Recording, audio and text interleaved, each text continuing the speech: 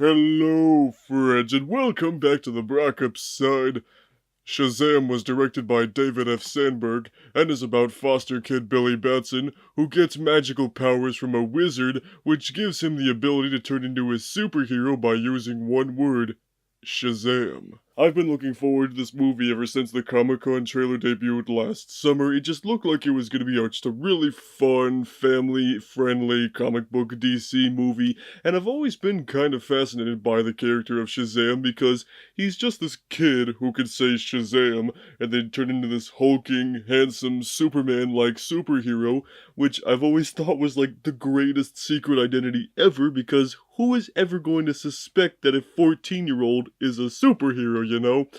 So basically, I'm really happy to go see this movie 2 weeks early with that Fandango Early Access showing, and I could definitely say this movie does not disappoint. It was so much fun. I really enjoyed this movie. It's got a good balance between action, comedy, emotion, heart, and it was just a very well-made movie.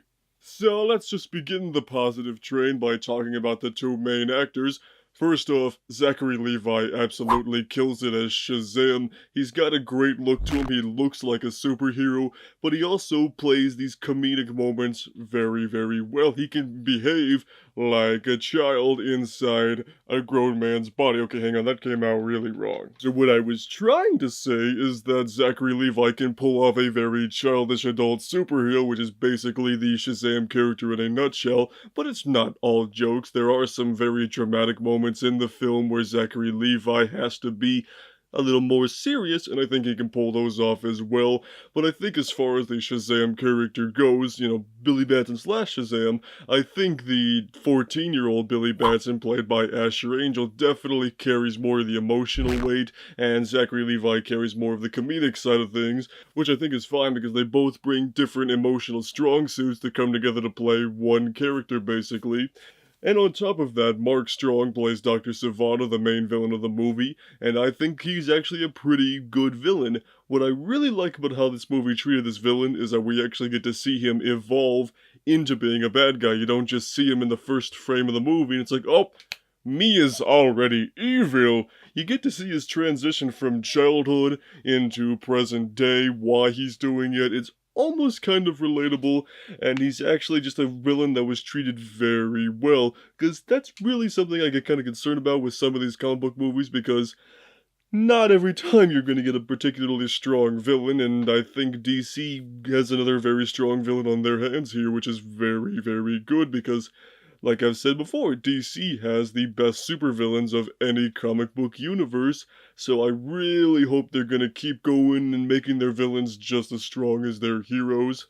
Aside from the characters, the three things this movie does very well are comedy, emotion, and heart. It is a very funny movie when it wants to be. The funniest parts of the movie are definitely when Shazam and Freddy are just going around having fun, testing out Shazam's powers, kind of taking advantage of it a little bit like, 14-year-olds would, but that's definitely the comedic center of the movie. But as far as the emotional strong point goes, there are some genuinely emotional and kind of heartbreaking moments in this movie.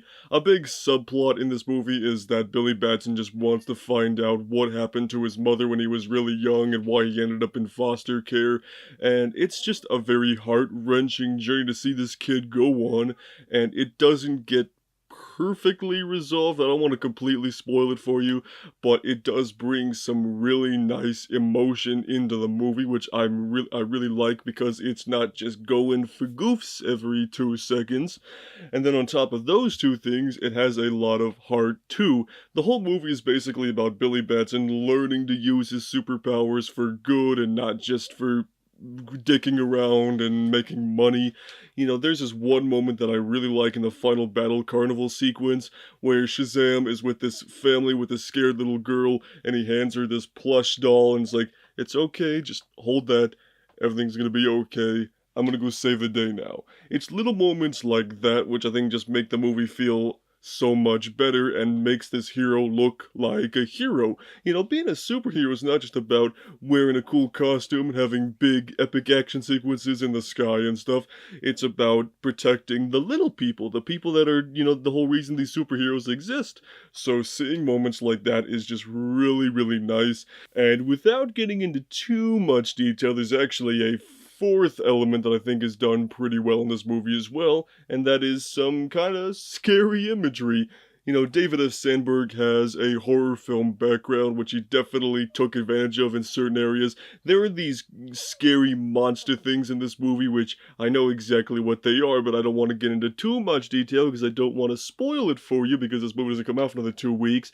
Although I'm pretty sure they made toys of this, but regardless, there are some monsters in this movie that are very terrifying looking and not quite what you expected to see in a more family-friendly movie like this, but I think they're really cool. On top of that, there's some really nice production design, which also helps with those spooky monsters. So this movie is just a really nice blend of a lot of different things, and I think it's all very well blended together. I think depending on who you are, you're gonna take away different things from this movie. You know, it's not just a really fun comic book movie, but it's also a really well-made family drama. It's got some supernatural elements, some horror elements, and it's also fun just to see the DCEU from the ground level, you know, seeing how toy companies have made action figures of Batman and Superman and how Freddie Freeman's obsessed with these real-life superheroes. He wears them on the t-shirts, he's got replica batarangs and stuff. That much I really enjoyed seeing, but I also just really liked the other things as well. So I think ultimately David F. Sandberg has made a really good DC movie, so that's 2 successful DC movies in a row, so I really hope they can keep this gravy train going so we can stop having that stigma of, oh no, DC movies are bad, because DC can make really good movies if you just let the directors see their vision through, and that's what they've done with the last couple of films, and hopefully that'll keep going. So all in all, Shazam is a very well-rounded comic book movie. I definitely look forward to seeing more Shazam in the future. You know, eventually we'll see him fight Dwayne Johnson's Black Adam, which I really look forward to seeing when that eventually gets made. And on top of that, we've now had 2 different Captain Marvel movies this year, one from Marvel and one from DC. So, some of you may like one more than the other, some may like them equally, some might absolutely hate both of them. Either way, you have your favorite captain, and I've got mine. So, those are my thoughts on Shazam. If you guys have seen this movie, or if you met a magical wizard that gave you superpowers, let me know it down below, and we'll see you on the Brockopp side.